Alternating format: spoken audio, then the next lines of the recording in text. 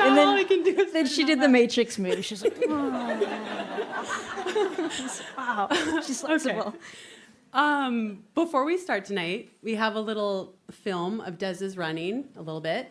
So I want you to intro this. Okay. Well, I'm setting you up. Thank you. Thanks for coming out. This is awesome to be here. Thank you to WBUR and Steven, who's done a million things for us.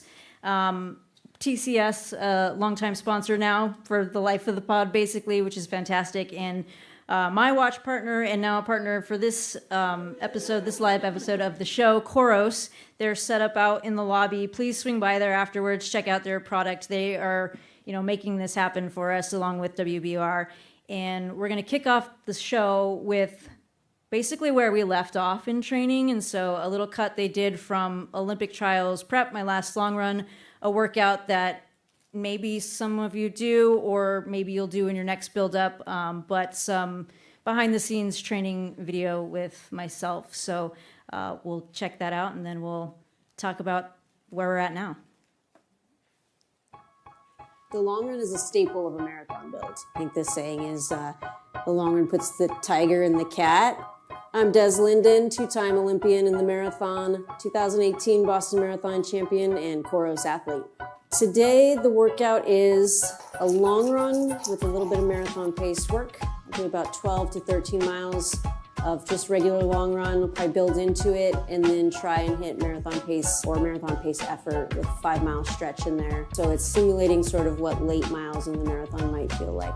I try to stay pretty flexible with the pre-run and pre-race nutrition. There's scenarios where you have to be flexible and you can't say like, I didn't get that specific kind of rice or that specific bagel and there goes my race. Sometimes life happens. I love data in general and I go into the training status pretty frequently, along with just listening to my body. And so we're at maintaining status. So normally my training status is at optimized. Right now it's kind of dipped into the maintaining.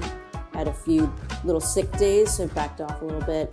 I do look at my heart rate zones. I use the Koros heart rate monitor because I need the accuracy. Having that reliable feedback when I come back to look at the apps is super helpful in tweaking training and moving forward.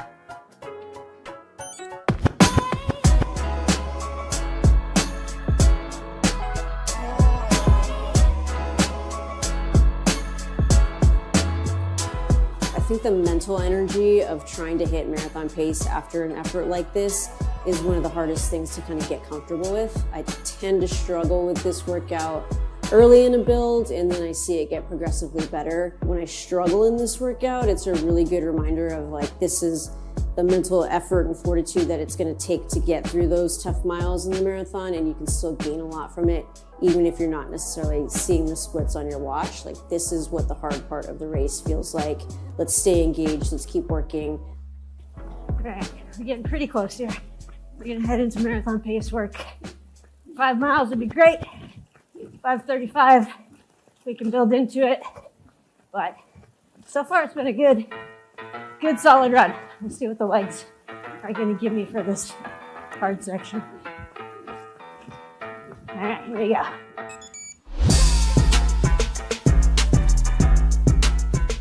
I expect marathon pace to feel tough today. If you feel super easy running these, just do 4 instead of 5 because it means you're really fit and you don't need to do more work. I don't anticipate making that call. I think I'll need to do all 5 and I think they'll be pretty taxing. That's kind of what we talked about as well. Like, a lot of this is just preparing you for that sort of mental state of when it's hard in the race and can you work through it. And even if you don't hit the pace, like, you're still getting that mental side of it, and then you're obviously still getting a physical training effect as well. It's getting warm out and it's windy, so I'm excited for the end. 5 miles were good. Fell asleep a little on number 4, but got right back on for 5. So I'll take it. I think it's like the value of the workout too, is like you hit a little patch and you think it's over, and you just gotta focus on small segments, get yourself back on pace, and you're good to go. Like, you pull yourself out of one of those ruts, you're like, oh, okay, it's not over just because I'm in a patch that's not great. And that's what the marathon's all about. Workouts in the books, and head back hit recovery mode. A couple weeks out from the goal race and had slipped to maintaining status, just with a couple sick days and some travel. Putting in the work the last week, and specifically today, has bumped me up into that optimized phase of training. And so it's exactly where I want to be. This workout is about having control of the pace, and marathon pace should be easy, but it never really feels that way. You can expect it to be difficult at first. I mean, it's a dramatic shift from a pretty comfortable pace to what you expect to be racing at. I think mentally it's hard because you know you're deep into a long run. What happens usually is you take about a quarter to a half mile where it feels really challenging, and then you're able to settle in and really lock into pace. If you can do this workout, you're gonna be primed for an awesome race day. It checks all the boxes: long run, marathon pace, pre-race fueling, in-race fueling, all of the things are incorporated. So if you can knock this one out and have a good one, you're gonna crush on race day. Be confident, the preparation is there. Have a blast.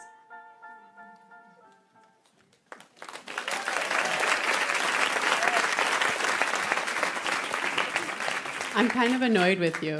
Why is that? Did you see how she just clicked it to 5:30s 10 miles in? I'm like, can I just do one? You're going to do at least 3 tomorrow. I'm doing 0 5:30s tomorrow. Yeah.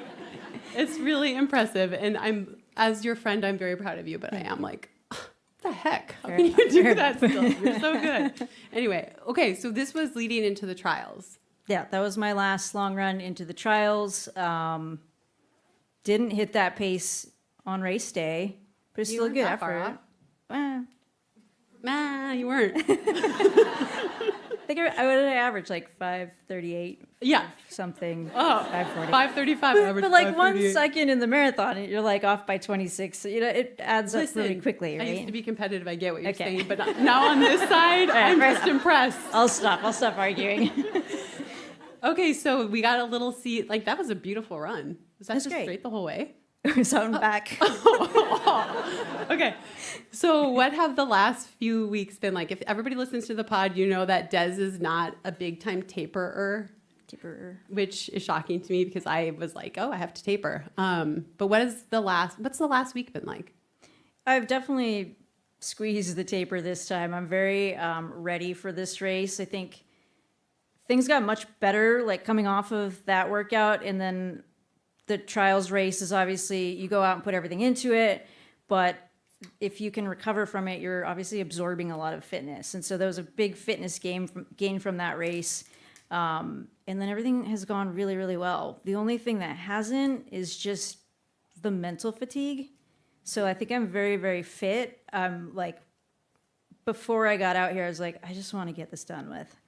And I was really banking on getting out here, feeling the energy of the city, just seeing familiar and friendly faces, running along the Charles. And then this morning it was just piss and rain. And I was like, everyone's like, it's Des Linden weather. Yeah, I'm I saw on social. It was like, Des weather. I'm like, this is it on like, Monday. Damn it. Yeah. If this is it on Monday, I'm not even leaving the room. But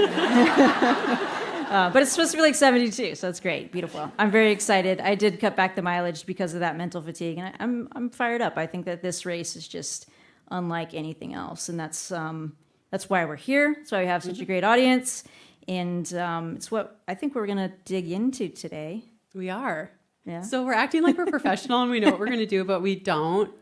Yeah. I mean, we know what clips we're going to see, but so now you're seeing like what really happens when we do this. But basically we thought we have a group of people at the Boston Marathon. Obviously you guys know what it is. You're going to be educated. You're going to be passionate.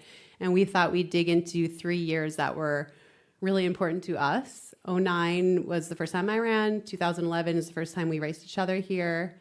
And 2018, when a 33-year drought ended. So yeah, basically we're going to talk about that. I love it. Yeah. Well, let's start from the top. Okay. You made your Boston debut. Was your second marathon? So you ran New York, amazing debut, 3rd place on the podium. You're frustrated, right? Is that fair? Yeah, okay. I was frustrated. So why did you pick Boston, and what did you think of it? I So after New York, I knew I wanted to run another marathon. And when I was looking at the different marathons, I just totally became obsessed with Boston. The history, I think, really drew me in. I read the book, probably a lot of you have, about the history of the Boston Marathon. And just, to have a sporting event in the United States that has that much history that's around running was really intriguing to me. And I just really wanted to be a part of the legacy of it. And I came out here to run the course a couple times and I loved it. New York felt a little scary. You're running across bridges, no sunlight touches your body because of all the buildings.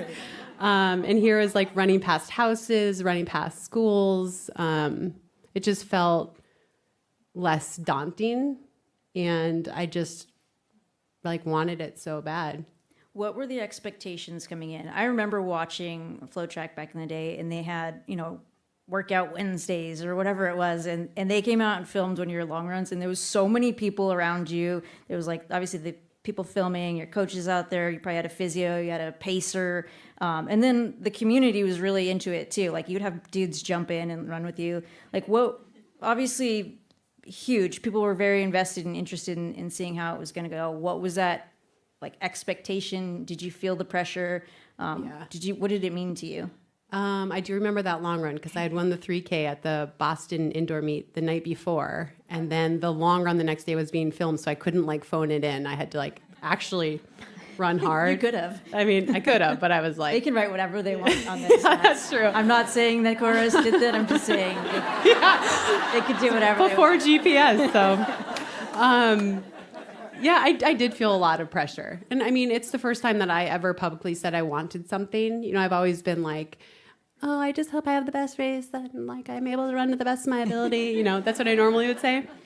But I said I want to win Boston. And I said it I just like that, and it kind of took off, which was fine. Mm-hmm. But it was a new place for me to be. And I felt a lot of pressure. I felt nothing would deliver but a win. Nothing would satisfy. And because you've run here so many times, and that was when we hadn't had an American winner at all, and definitely not a female winner in so long. I think it was maybe, 20 some years, because when you won it was 33 years. Mm-hmm. So it must have been. Don't make me do math. Yeah. 24 years, I think. And so I just felt it. And I felt the community wanted it, not in a bad way, but they just wanted it. And I felt a lot of support, but that's the most pressure probably that I ever felt. And I felt a lot of pressure from my sponsor as well. When you were on the course, did you notice that there was more interest? You don't have any comparison points, I guess, New York, but did you notice that energy? And how were things the first few miles with your competitors? Just take us through that, starting off phase. Did it meet your expectations? Oh, it was awesome. I think we started off really slow, and later I read quotes from some of the other athletes in the race, and they kept expecting me to go. So we were running really slow. We were almost stepping on top of each other.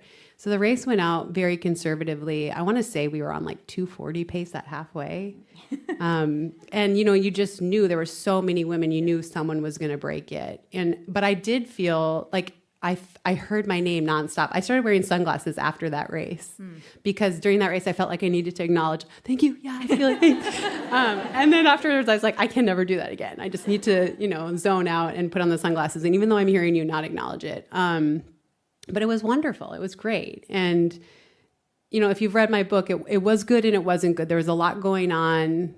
I had some pretty bad things happen to me in the buildup from my coach, but I couldn't even think about that because I just wanted to deliver for everybody and win this race. And so I ran. My coach wanted me to wait until Boylston before I took the lead. But I remember getting to 20 miles and there were still 15 women. And I was I can't do this. And I just started to stretch out, and I felt better when I stretched out. And also, if you've read my book, I kind of started running right around 5-minute pace. And someone from the media truck told me to be careful. And I don't have any regrets in racing except for that. I should have just not listened to this person and just run what my body felt. But yeah, I mean, I ended up not winning. Ended up getting third. And it just was a really... I hate to say it because it's such a great community, but it was a really painful experience for me. What were the last couple, when did the break happen, and when did you feel it slipped away? When did you feel this isn't going to happen? Right before Hereford, I remember being like, I don't have it. I thought I was going to have more pop in my legs and be able to kick away. And I remember I was like, maybe I'm hot. So I threw off my gloves as like a last ditch effort to try to like get some airflow or something. And I never gave up. Yeah. Like I remember was running down Boylston and I moved to the outside in case they started to back off, they wouldn't know that I was there, but I never closed back on them. They only extended it. I think I was about 8 seconds behind. We'll find out in just a second. So for me, I remember that race. I remember when you signed up for it. I was you and Ryan Hall and Meb, and it was just such an amazing American field. And I remember Ryan and I were at home a couple days before, and I was like, I think an American's going to win it. And he's like, I think so too. Like, I don't know if it's going to be Ryan. I don't know if it's Kara. Maybe Brian Sell has the day. Like, it's so intriguing. So we were like, we have to watch history. This is it. And so we got in the car, we drove out, watched the race. We were at the finishing stretch on Boylston. And just from my perspective and someone who watched your career and admired your career, I always thought you were in it. I always thought you had that chance. And I think, nobody watching that day felt like you gave up by any means. So it's great to hear you say that, but you could have fooled us all because you could tell you ran with your entire heart. And I hope that you look back on it with fresh eyes and know that you inspired so many people, and just so that we can let everyone kind of relive this moment. And I hate to do the fresh take on you, or the fresh take of how you feel now, but we're gonna watch that 2009 finishing stretch, and then we'll just chat it out. Okay. I agreed to this. I may not be ready This for it, but course I is agree. mine, I said to myself. With a mile to go, Koskai and Tune passed me. I remember looking down at my legs and thinking, what are you doing? It's time to go. I needed to change something, anything, and wake my body up. I tore off the football gloves Alberto had given me. Koskai and Tune were running straight down the middle of the street ahead of me. Because the crowd was so loud, I wondered if I could sneak past them on the outside without them hearing me coming. That didn't happen. They just got further and further ahead. I pushed with all I had to try and catch them, to no avail. I finished in third place with a time of 2 hours, 32 minutes, 25 seconds. Adam met me at the finish line. I was crying uncontrollably, in a way I never had before, in a way I didn't even know I was capable of. I hope you see that and you just recognize that you put everything into it and that people were so inspired by that moment. I think there was...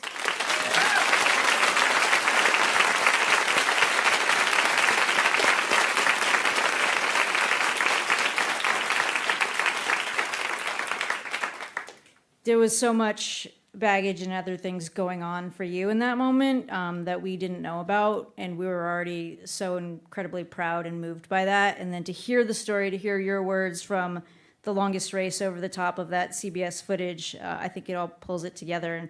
And I know it's emotional in all these different ways, but I hope that you can look at that and just be really, really proud. And if not today, somewhere down the line. Thank you. Isn't she the best?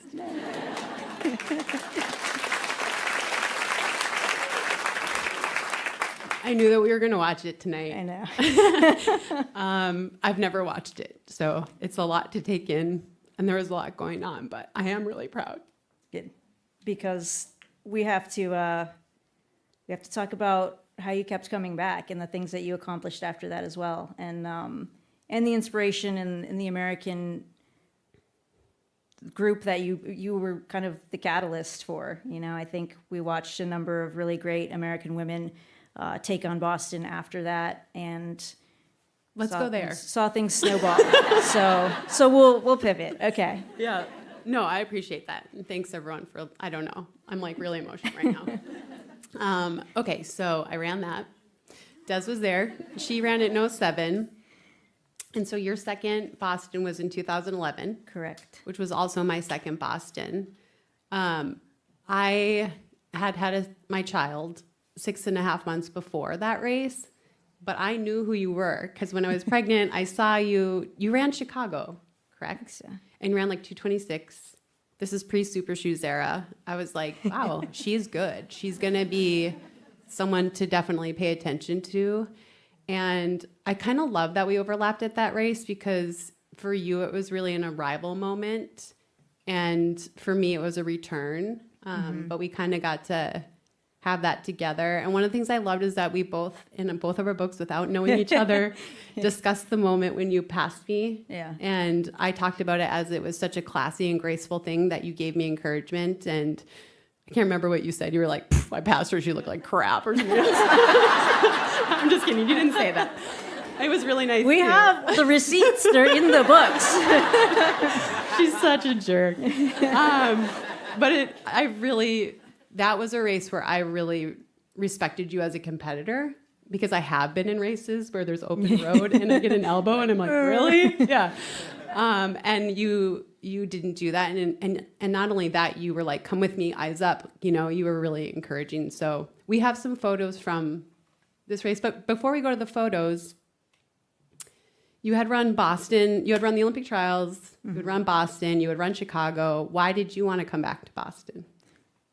I mean, it's just great. The history of it is phenomenal. Honestly, watching so many people take a swing at trying to win and end the drought was something that just captured me. And then, I mean, it was watching Dina take a crack at it, and it was the Nor'easter year. That was 2007. That was my debut, and just how she was received by the community. The expectations I thought were so cool, like to be the person who could get it done and to have something a little bit more to be running for.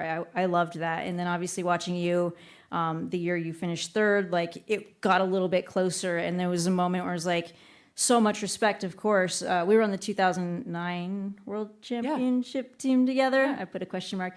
And I was like, hey, like I'm pretty close. This is such a great race for me. And Kara, she's a little off her game here, but I'm closing the gap. And I watched that race and, it was obviously the respect remains, but also it was like, wait, why can't that be me? Why can't I do that? And so, the American side of it for sure. And then you get out here in the course and the history and the people and all of this stuff that we just continually talk about. Yeah. So, okay, let's see the first photo.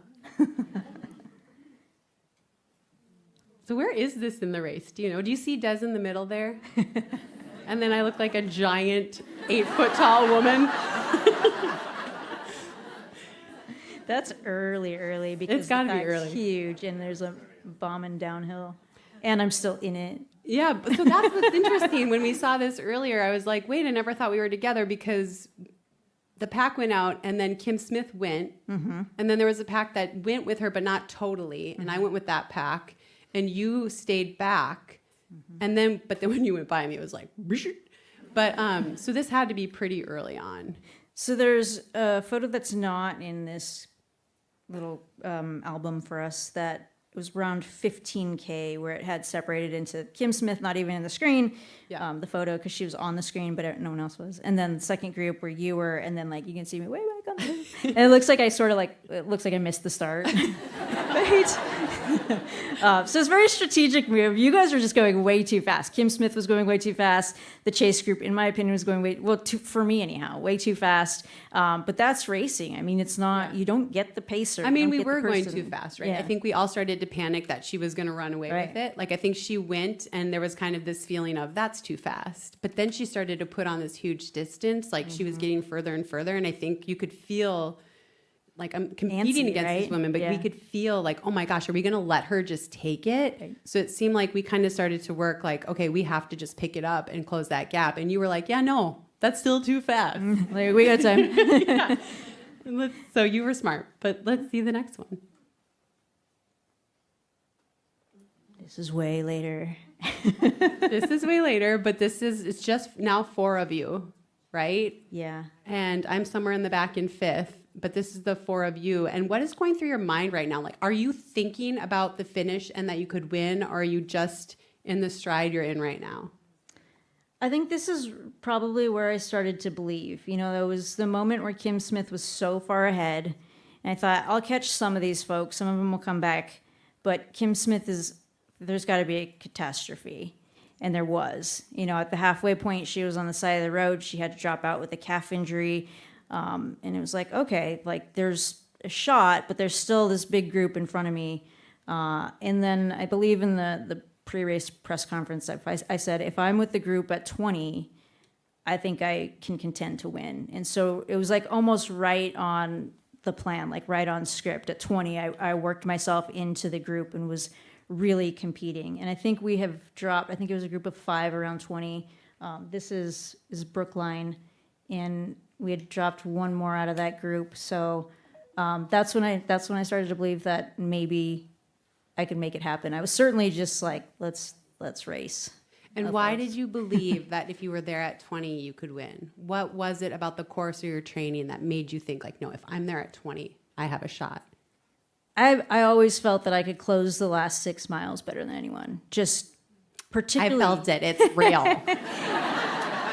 particularly how I raced early and being so far behind, at 15K and being like, okay, I've gotten to this point far more efficiently and fuel economy and all of those things better than anyone else. And I can race from here in. And again, it was like, why not? Why not me? I love that. Okay, let's see some more Des. You're on Boylston now. And this is when you're battling, right? There's a little bit of back and forth down the home stretch here. I look like, so can we just Don't be you think you're done? about to win Boston? Can we just be done? Why can't the finish be in 5 steps? Yeah, no, that was on Boylston, and I was very tired. And yeah, that's like every like the devil and the angel on your shoulder, and then the angel's like, I'm gonna take a nap, and it's like, just quit. Like, this hurts.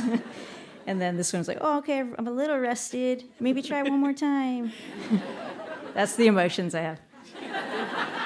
It's my internal dialogue. I need someone to sketch that. I'll pay you. Eat the cake. Okay, let's see the next one. I mean, right now. Yeah. So Tell us. Yeah. What does this feel like? So I love that you had this in your book, because it's like the right side of the road is where the winner goes, and the left side they start pushing everyone else so that you're not in their frame.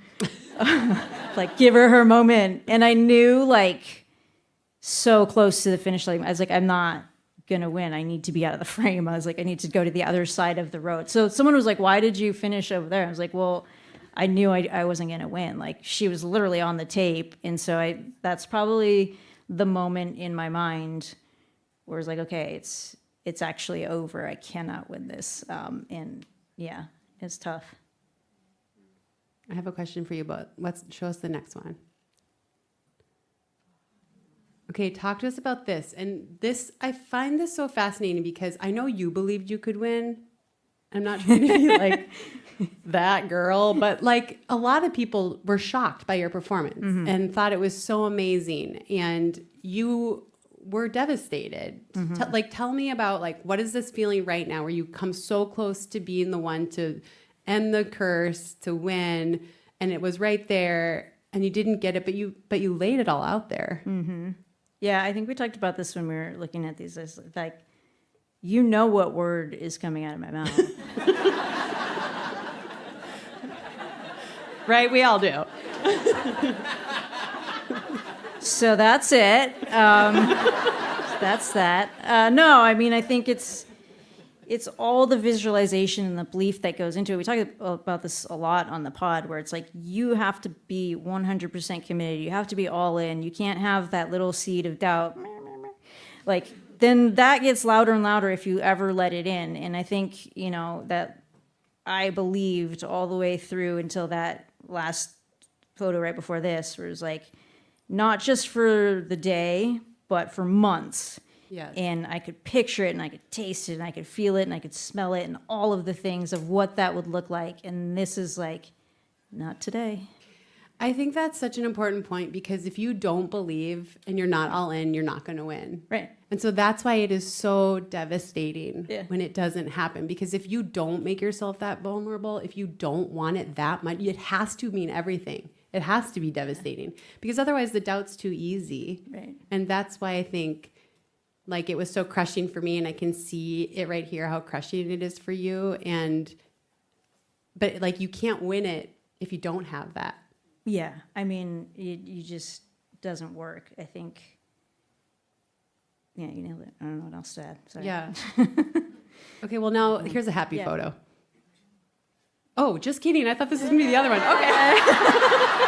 I forgot about this one. This is great. Oh, this is me running perfect. in. Okay, this is me. How are you feeling this is on Boylston. How are you I feeling? think I caught one or two people. Yeah, and you it was ran- really like I was hurting, right? Like Yes, I had a that's what- baby. yeah. I didn't have the fitness I had in the past, but I had put together a really good training block. But I'm physically like at my limit, and I'm like, this. You raced me enough to know this is the be done, and I'm in the be done phase, just trying to get across the line, so we can go to the next one. This is a happy one. This Sort of? This one, numbers, this is funny. We were come talking on. about this earlier, and I was very pleased with this race. That was a personal best for me. Yeah. By like a minute. And and I thought, and I thought, wow, like give me another 6 months, and I'm really gonna be there. Like I'm gonna be with Des, you know. I mean, I didn't know yet what place you got, but I was really like, in 6 months I'll be there. And then if you read my book, you find out that my coach was like, well, you're still fat and whatever. But at this moment, I was proud of how I finished, and I am still proud. I thought that was a good effort. So now is the happy photo. Look at that little chubby baby.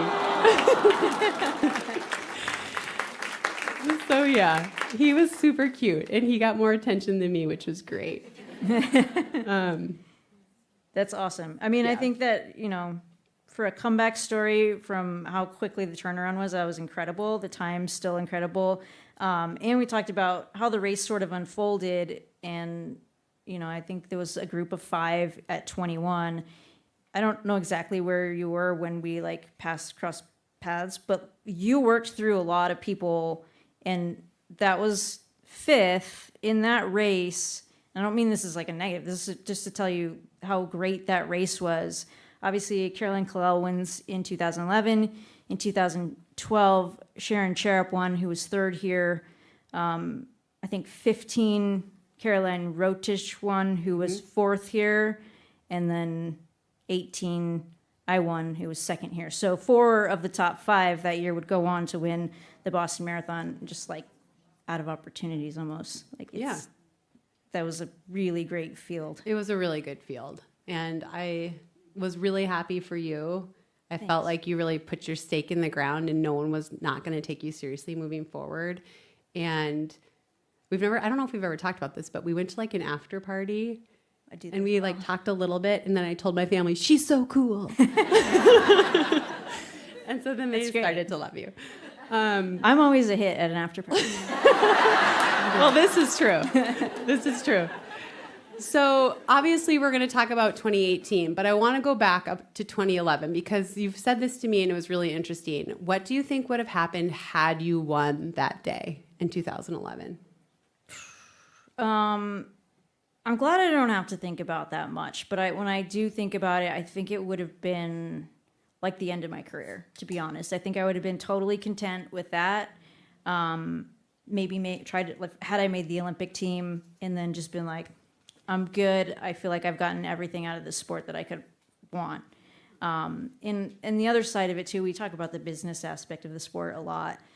Like, I think it would have been like the saddest winner's paycheck ever. Like, exposure, paycheck, like it wouldn't have matched what it could be and what it should be for athletes who bring that much attention to this race. And you know, I think it opened my eyes to like, hey, I need to move a lot of things to make sure if I have that moment again, or if I do break a tape, like I'm compensated accordingly and to the right,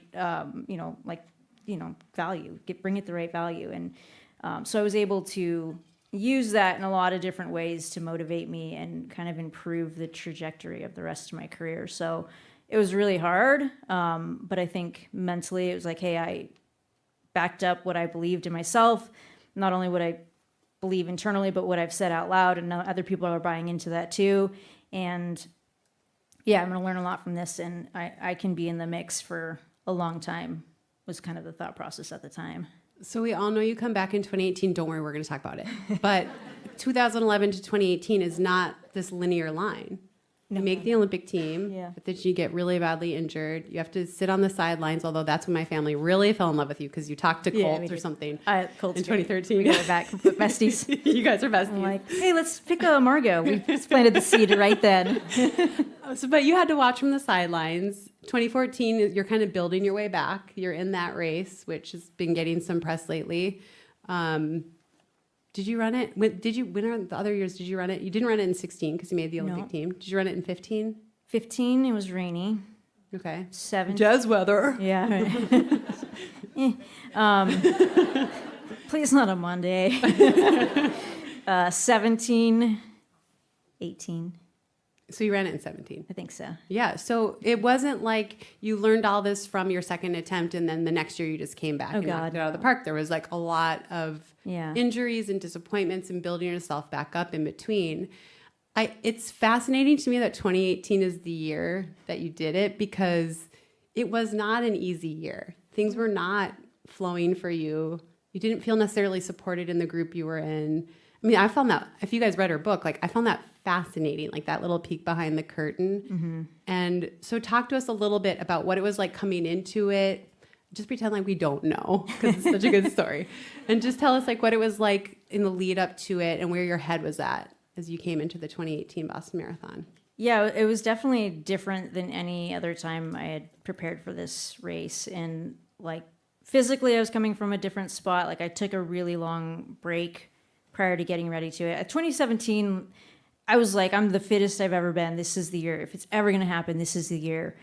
And we talk about super shoes a lot. And I think that was just like a very pivotal moment in the sport that happened to set like the perfect storm for me where it kind of broke my heart. And I didn't even realize that there was a different playing field going on. So took some time off after that, and then had some health stuff that kind of spiked during that time as well. So it was all of these things that were kind of going poorly, but I love this race. I got the invitation to the race, which is a really great gesture from Mary Kate Shea, the elite athlete coordinator. And, you know, she literally bought into me. It's like, I still believe, here's this offer, please come back.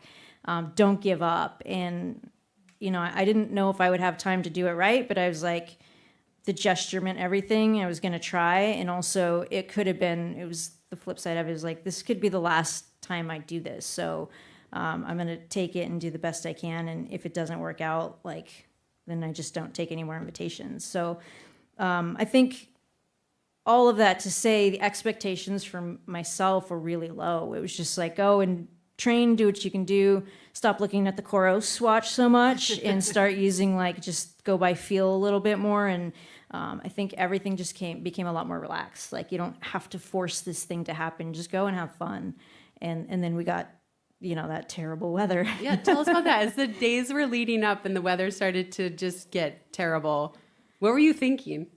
I didn't know. Like,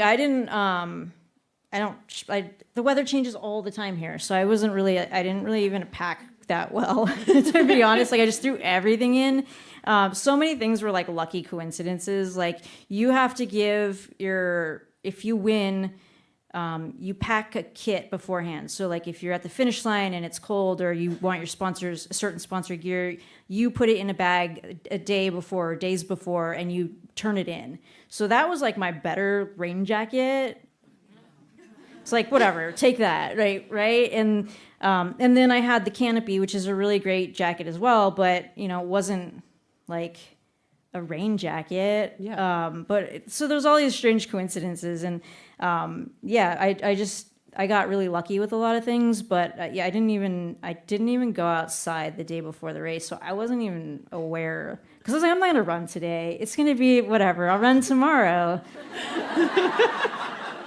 I'm not gonna win. Here's a jacket, whatever. And even down to like my fluids, the water bottles, like, we're so particular. This is my mix. This is the proportion. Like, I was like, I'm just gonna put water in them. I'm not gonna take them anyways. Like, I don't need fueling. And then I was like, you know what? Like, I should put the regular stuff in there. And that was the first time that I was like, well, what if I do finish? Like, I'll just put the regular stuff in there. And then, ironically, it was very, very late in the evening. Ryan came in and was like, have you seen the weather? And I was like, no. He's like, it's so good for you. It's so perfect. I'm like, I've already done all these terrible things. Feel like, okay, maybe I should have a chance. Like, I'm just trying to imagine, because you don't quit on anything. So the thought of you being like, I don't even know if I'm going to finish this. Like, I know you're telling the truth, but I'm like, things had to be bad.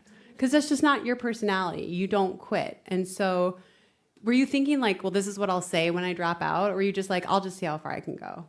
You messaged me, because you always send me like a I know, I love before you. races. And you're like, you said a very nice message. And I like typed it out. I was like, man, not going to be my day. Probably going to drop out. Like I had it and I was like, delete, don't put that out there. Like just go through the things that you need to do. It was like, get to halfway and then make decisions from there. Like that was the goal. Get to halfway and then start making decisions from there. So, and it was literally like, okay, like, should we find a brunch spot?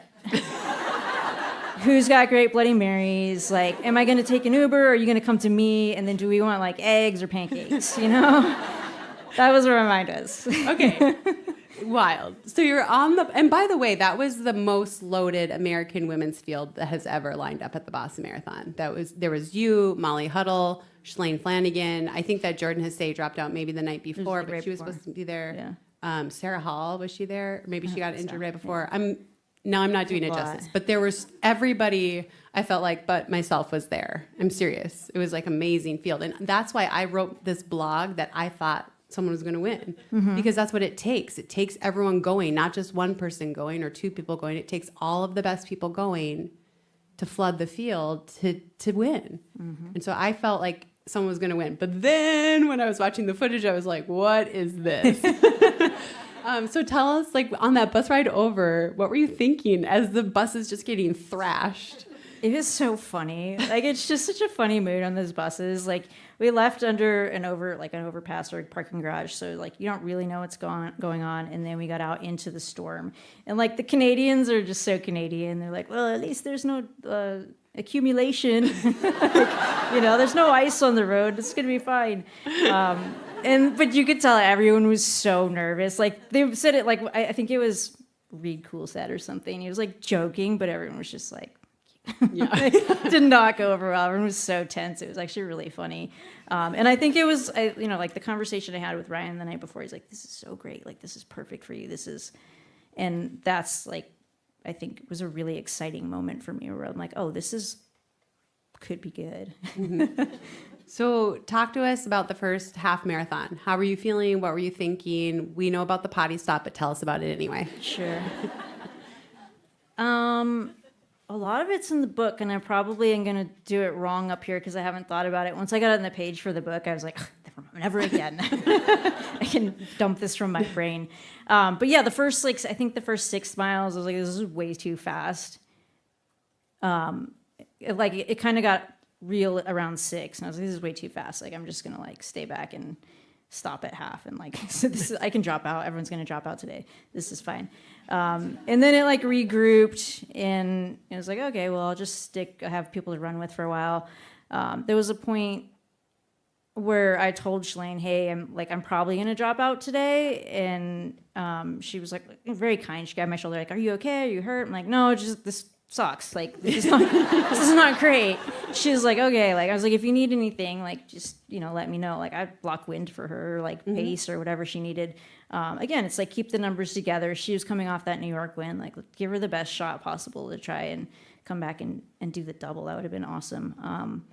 And whatever, we had that moment early on. And then around halfway, I think she kind of like found me in the pack, and she's like, hey, like, I got to use the bathroom. Do you think I should stop? And those things don't usually get better. Right. There she go. It's like the rock tumbler. Yeah. It's tumbling. Yeah. So I'm like, yeah, just like go. It's going to be like, there's no reason to take off. Like tactically, it made no sense for anyone to go. There's still way too much running left into the headwind. So I was like, it'll be slow enough. I'll go to the front and slow it down if I have to. She's like, okay. She takes off, and I think it was Daska who saw her take off, and it was like, boom, she's gone.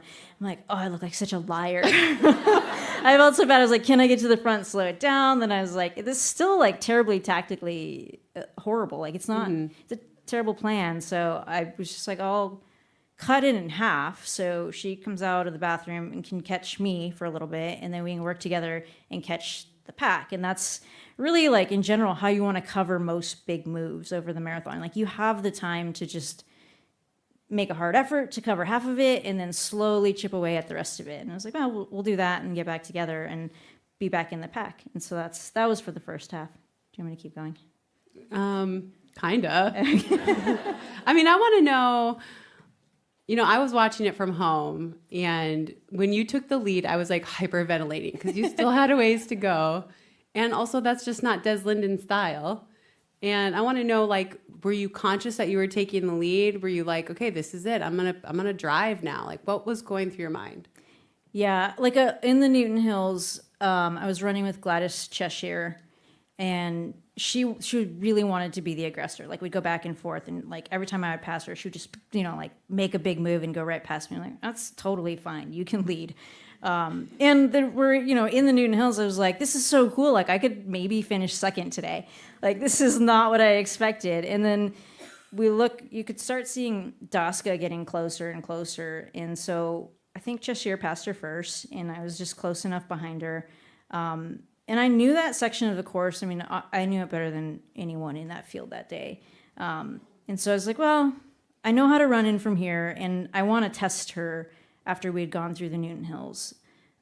It's just like, I'm just going to pass her, and if she's feeling good, she's going to do exactly what she did the last 4 miles, which is respond right away, cover the move, and push, and then I can just tuck in behind her for as long as I need to. And so that was it. That was the move. I was just like, I just want to see like what she's got, and she didn't respond. Were you shocked? I was shocked. You were just like, that's it. Now I'm leading the Boston Marathon. Yeah, and then I was leading it in fear because I'm like, well, you can't hear anyone coming. And you can't look back. Like,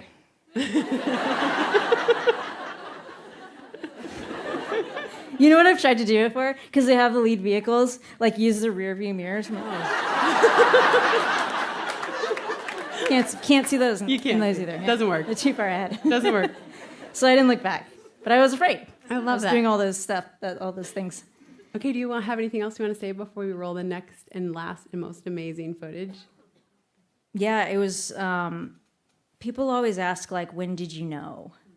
And, like I said, I was running in fear from that moment, and it was like, the wheels are going to fall off. The wheels are going to fall off. The wheels are going to fall off. You go into that underpass, and there's a K to go, and I remember that from 2011. It was like, I always wish I'd run this uphill coming out a little bit harder, because I think I could have won it by attacking there. So I was thinking very strategically, and like, I know how to race this. I'm ready. And so it was really, really cool to take lessons from 2007 through 2017 and like have all these little pieces come together for a moment. Roll it. Left on Boylston. Boylston suddenly seems enormously wide to me, probably because I'm alone on the road, the center of attention. I'm inside a rarefied space, an outsider no more. I let a smile creep halfway across my face. I can't help it. This is beyond absurd. Let's fucking go.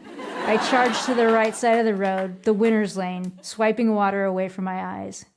I pass the Lenox Hotel, where my legs seized up on me in 2011, and think, damn, that's close to the finish line. Race staff line the finish chute, waving me in. I hear the public address announcer's voice booming from the loudspeaker. And here comes your 2018 Boston Marathon champion, Desiree Linden. As soon as I break the tape, I instinctively bring my hands to my mouth in the universal human reaction to shock, and also because I desperately need to warm my frozen fingers.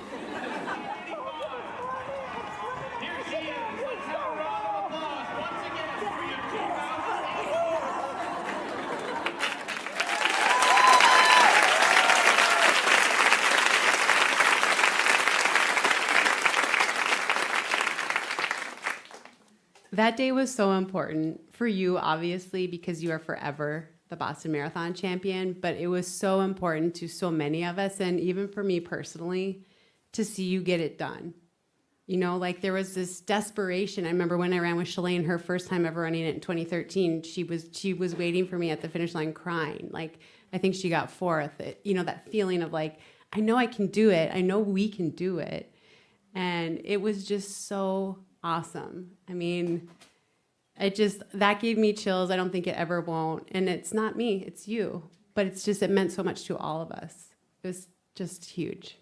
Well, I think that's what's been cool about this episode, this pod, this awesome production that WBR has done, is that we've pulled together stories from so many years. And it's like, yes, there's this moment, this is when the drought ended, but these are the things and the moments and the people that led to it. It was a win for American women's distance running, and now we're seeing the result of that. And like, the depth is insane. There's so many great players. We're gonna have an awesome Olympic team, some amazing runners on Monday, and it starts with the Jonies and the Dinas and the Karas and the Shalanes, and it just grows. And it's cool to kind of piece it all together and see it here. It's cool. Should we do a top 5? Yeah, let's do it. All right, so Not yet. We're going to do the top 5. we're Lollipop. gonna do the. Just kidding. Okay, well, first, before we do the top 5, I just want to say Olipop sponsors the top 5. They have for a while, and they've come on in a big way recently. They're going to be supporting us for a number of top 5s throughout the year, and they've obviously supplied product. We encourage you to use our affiliate link, which we'll get up eventually. Sometime. And not because we get a kickback, which we do, which is hooray, but more importantly, it shows that people are listening and they're interested and they're, supporting. Team Root Beer. Thank you. Want you to? I do. So, I just want I'm to good say with with 2, these are, the thing about these is they have a lot of fiber, which we Yeah. don't always get. So if you're racing, don't have too many Olipop. Yeah. All right, you want to dial that down. But let's do a top 5. You want to start? You want me to start? You can start. Shoot. Okay. Okay. I'll start then. Fine. Number 5 is this room right now, Yeah. which should probably be number 1. But this is pretty cool for a couple of girls that over social media were like, we should start a podcast. So cheers to you.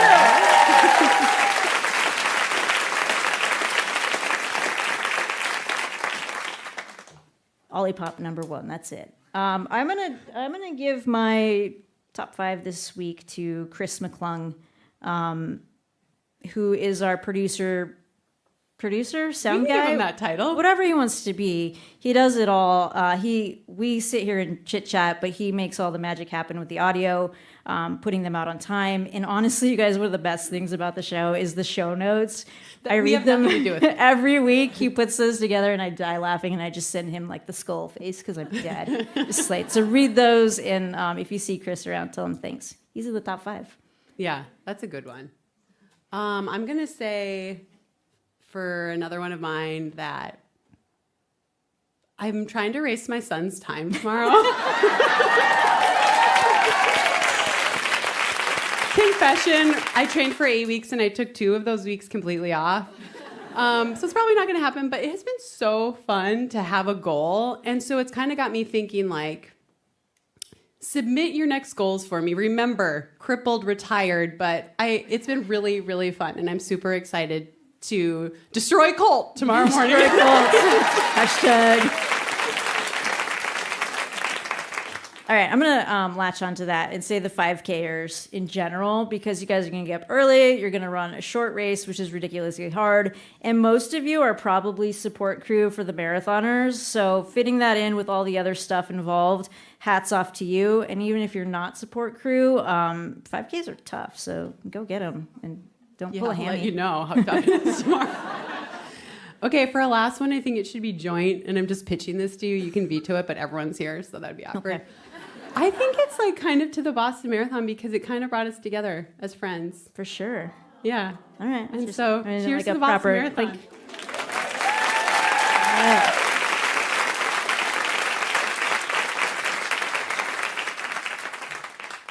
Okay. We do have Q&A. I'm gonna I'm going to go with the first question, and this is going to be just to the audience with raising hands. How many people got root beer? How many people got watermelon lime? Okay, you win. Root beer is my flavor of choice, and she's trying to convince me it should be watermelon. Nah. No. I love my colas. All right. That was so amazing because she thought she was going to get a big cheer I did. there. I was like,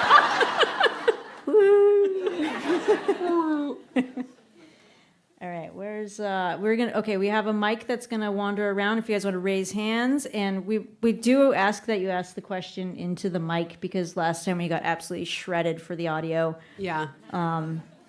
because Help people were us like, I don't want to out. use the mic. Yeah. So, any questions? Do we have questions? We do have one on here. Okay.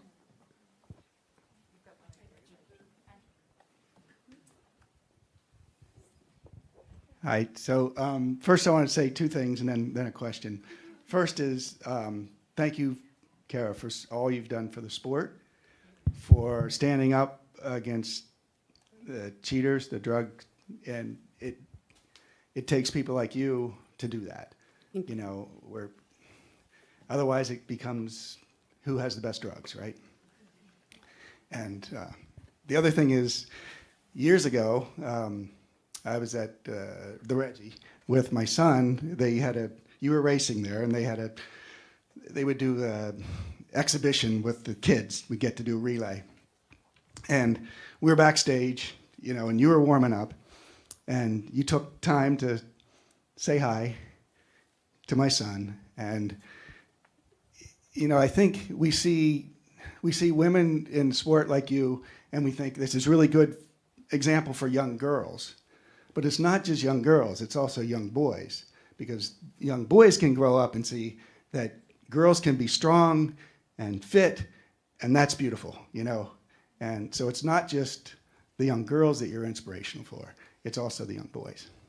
Awesome. Thank you. I appreciate that. And you were so gracious to come up to him, and it was just so nice. It was really... Tell me more. It was wonderful. Thank It's you. really, really good experience. Thank you so much. So my question is, as you elite athletes, as you retire, the joy of the journey, those days out there of working it hard, and it's not all about, of course it really helps to win a race, right?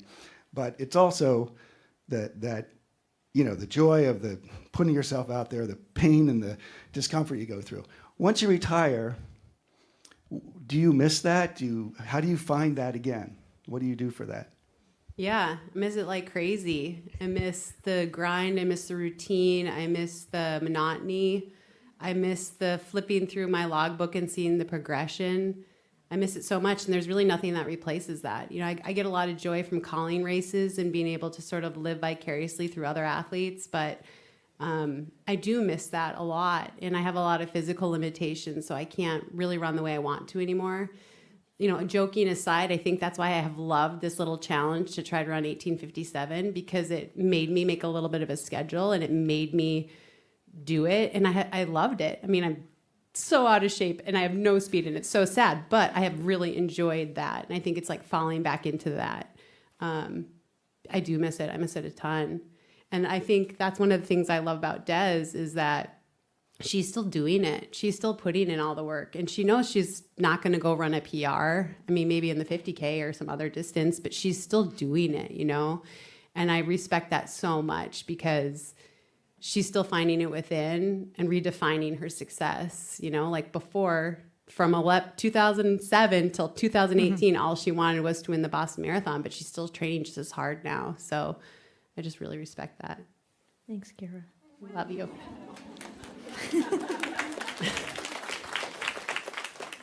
I love both of you. I'm absolutely starstruck by both of you. My question is to Des. Who's going to take River duck hunting? I don't know if he'll get to ducks. We'll see. He's gonna learn. He just went to bird camp. I don't know. I put it on Instagram. So we dropped him off at the kennel, and he'll go to bird school for 1 month of training. I'm a little nervous for him because he's a sissy. and he's not very motivated. he just wants to cuddle. So we'll see if he comes back hardened and like a man. But I don't know if ducks will happen for him, but we'll take him upland pheasant hunting, and I usually just walk around with the camera and then someone else takes care of the actual hunting. But hopefully he likes it. If Ryan posted some pictures, Yeah. and I showed him to Colt, he was like, he's like really going to camp. Yeah. Like, he is like really going to Get a little camp. backpack. So cute. Okay, do you want me to read one from the screen? I have one that I want to ask you, Kara. Oh, great. Des aside, who are you most excited to see race on Monday? I'm like just really like a Des Linden fangirl now. I added that part. It's true.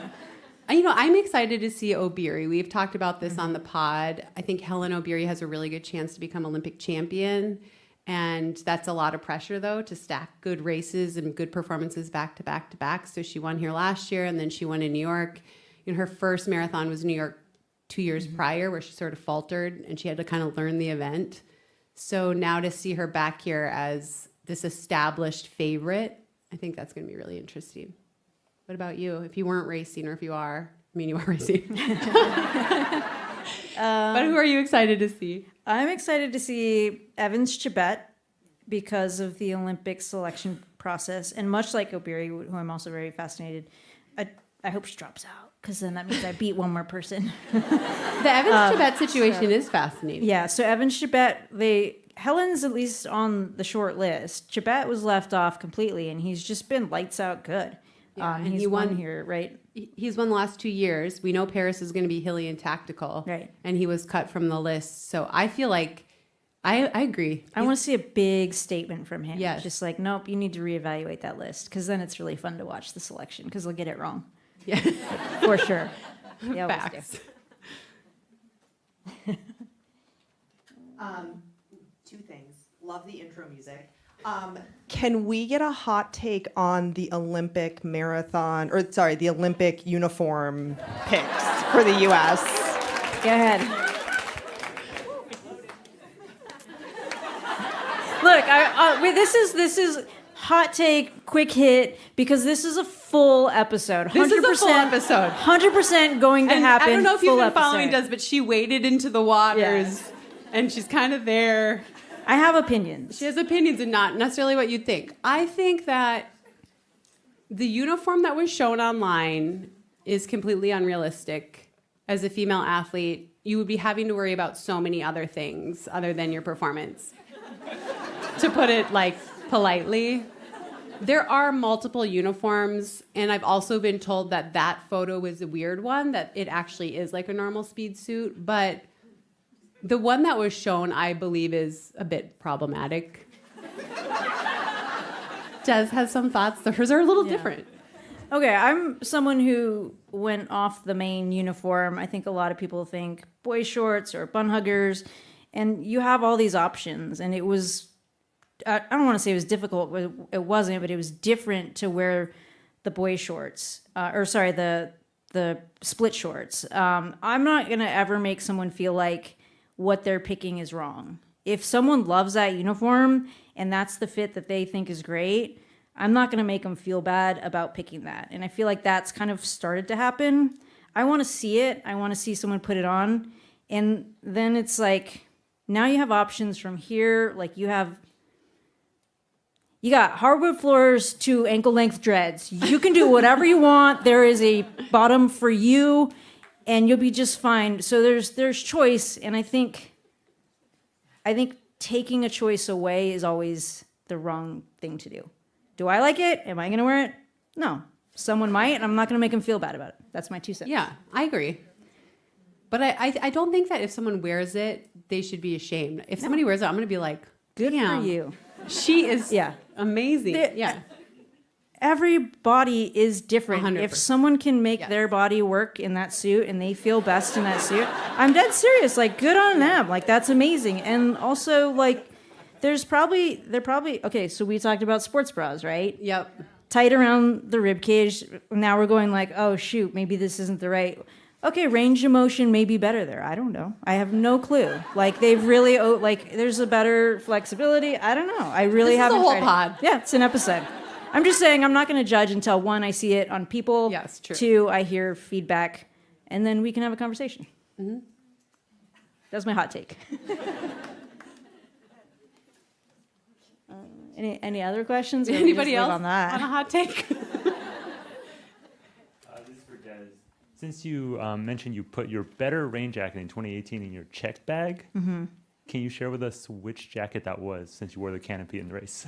Yeah, I think it was. It would have been the wrong jacket to wear out there. It was just more water resistant. I think it would now be from the High Point collection. So it's a rain jacket, and the problem with those is you overheat, they get super clammy. So the canopy was perfect. It was the better fit. It was just pure luck that I happened to have it. So High Point at the finish, canopy at the start. We can take one more question. Yeah. Okay. Hey guys, Nate from Team Hoyt. All right, thanks. This is my favorite place to watch the marathon is on Heartbreak Hill. I think it's the most inspiring spot as a fan. Would you guys, after your racing days are over, ever come join us up on Heartbreak Hill for the full day to see all the runners go by, including all the charities in Wave 4? 100%. Yeah, let's chat. Let's do that. It'd be incredible. You know, it's funny being on this side where I don't race anymore. And I was like talking to our friend Chris, who's here, and I'm like, well, where are we going to watch from? But I would love that. I think that would be an incredible experience. And maybe we could do it together. Yeah. Although I can't imagine Des not running Boston, but I'm not, so I can do it. Eventually. It's going to happen eventually. So we'll go out to Heartbreak and That'd be cheer great. and have beers. Yes. Okay, yeah, of course, naturally. Love it. Okay, one more quick second to thank Koros tonight, and there's going to be a table out in the hall. Go visit it, and you can use coupon code Nobody Asked. If you were to buy a watch, they're all amazing, and you get a free accessory if you use that code. Throw it in the cart, and just tell them thank you. We appreciate One more them. thing, if you enjoyed your Olipop, one person's going to get a case of Olipop, and one person's going to get a Koros watch. But Such good sound effects. But you are not eligible unless you leave an email address tonight. Is it with your poor that's it. husband? There's an iPad out in the hallway, and it'll be set up near the Koros booth. We'll make sure you know where it's at exactly. It's a doc. Just put your email address in there, hit enter, and then you'll be in the raffle, and we'll send out a follow-up with who the winners are, and just probably a thank you note to all of you for being here and spending your time with us this evening. Yeah, thank you all so much.